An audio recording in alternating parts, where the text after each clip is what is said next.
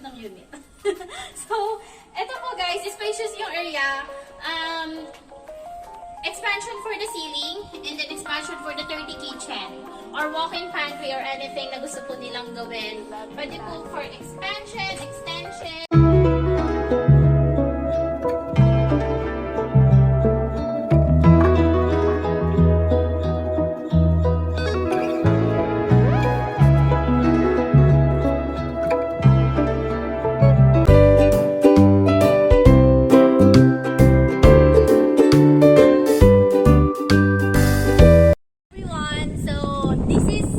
Bruca, and we will have another house and site tour visit sa isa sa pinaka-affordable townhouse dito sa Binangonan Rizal.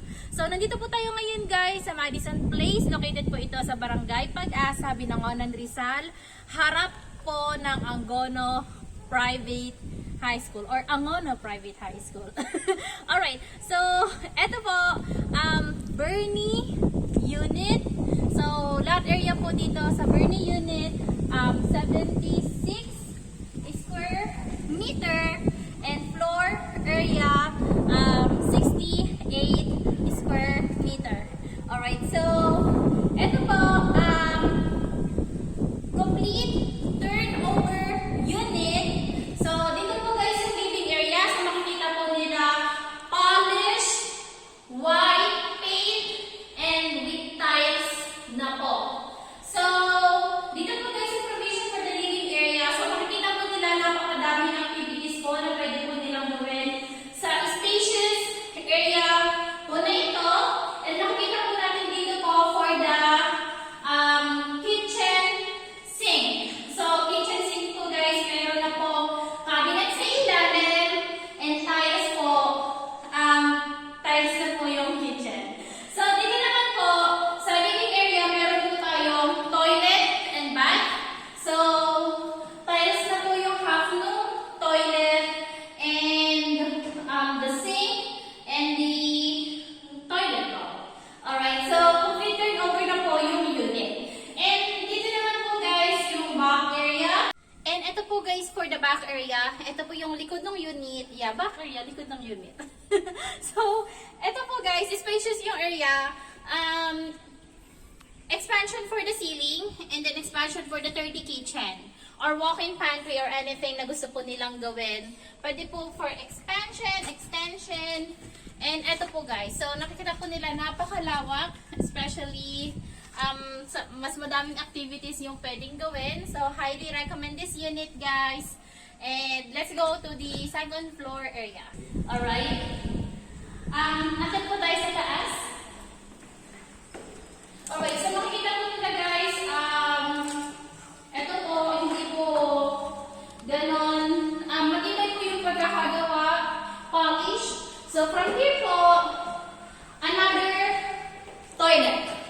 Alright, dito naman po guys yung another toilet. So, maganda, full tiles po.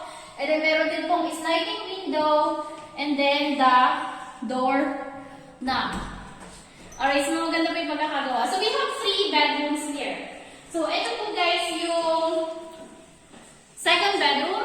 So, maganda po yung pagkakagawa ng door. Sliding windows po still. Spacious. Hindi po gano'n kalaki, pero spacious. Madami pa din po activities na magagawa. Kaso po mga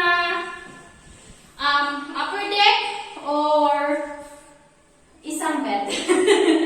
Alright, so let's proceed naman po sa other room. Ito naman po yung other room. Mas malaki siya actually sa una, pero kasya po isang bed or isang upper deck. Still, we have sliding windows. At isa guys sa mga nagustuhan ko dito sa area is napaka-cool ng ambience.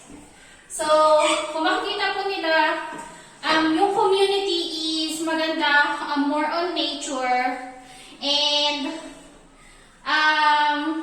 malamig yung hangin, and then maganda yung view, mountains. Alright, so another thing naman po, dun naman po sa may master bedroom. Ito guys for the master bedroom.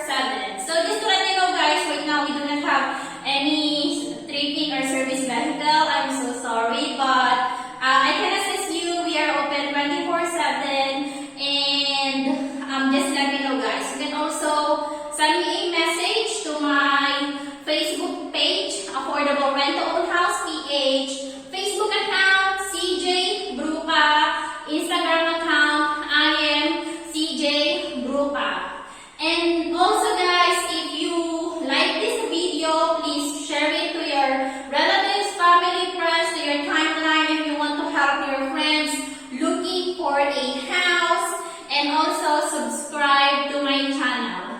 Alright, so just wanting to all thank you guys for all your support. We just hit 230 subscribers, so thank you so much.